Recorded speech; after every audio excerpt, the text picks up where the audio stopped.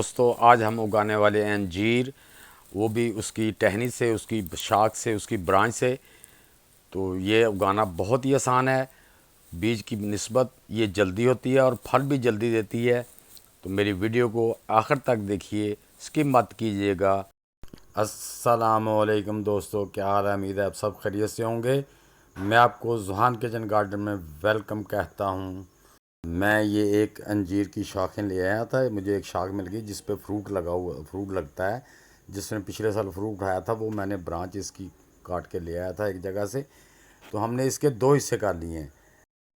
Viewers, हम अब इसका 1 इंच छोड़ के इसका ऐसे छिलका उतार देंगे, इसकी छाल ऊपर से उतार देंगे, नीचे एक झिल्ली सी होती है वो भी उतार देंगे, क्योंकि जितनी हमने छील देनी है उसके ऊपर जो छाल होगी वहाँ से फिर इसका जो है ना रूट्स निकलना शुरू हो जाएंगे। तो इसी तरह हम दोनों को छील लें।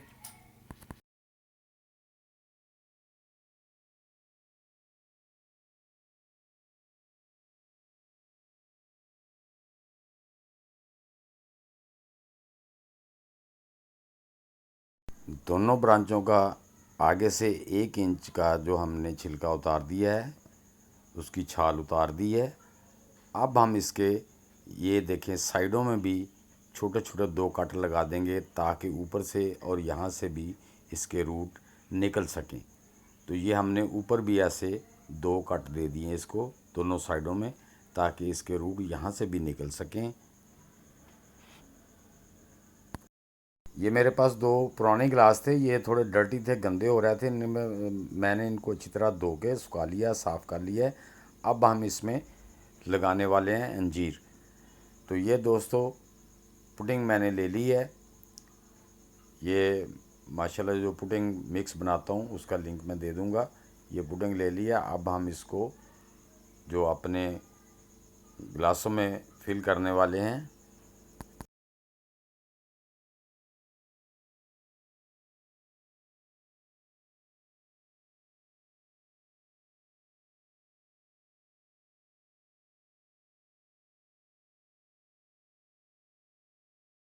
जी, ये मैं एलोवेरा का एक लीव लाया हूँ। ये एंटी फंगस होता है। इसकी हम अंदर से यूं काट के पीस, इसके अंदर से वो जेल ले लेंगे, जेल निकाल लेंगे।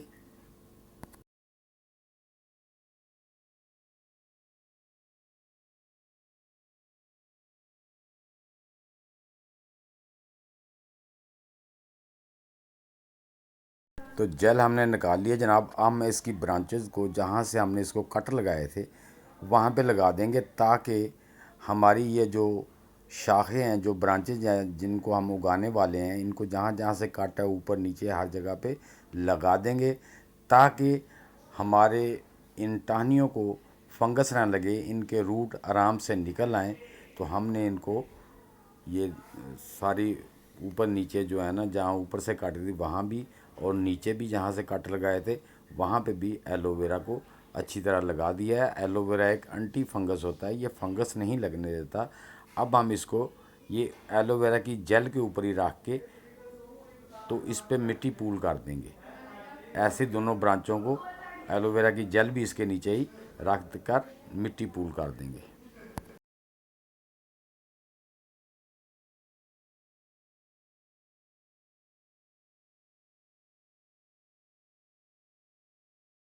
जी दोस्तों, हमने इसमें दोनों गिलासों में मिट्टी भर के ये अंजीर की शाखें लगा दी हैं।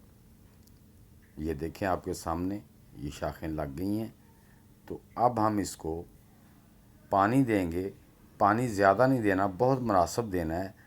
हम इनमें तकरीबन कोई 60 ml के करीब जो है ना वो पानी एक गिलास में पूल कर देंगे, ताकि मिट्टी में मॉइस्चराइज हो जाए और मिट्टी ज़्यादा गीली ना हो, ताकि उसके रूट निकलने में आसानी हो और हमारी फिग जो है ना वो जर्मिनेट करे और ग्रो कर आए।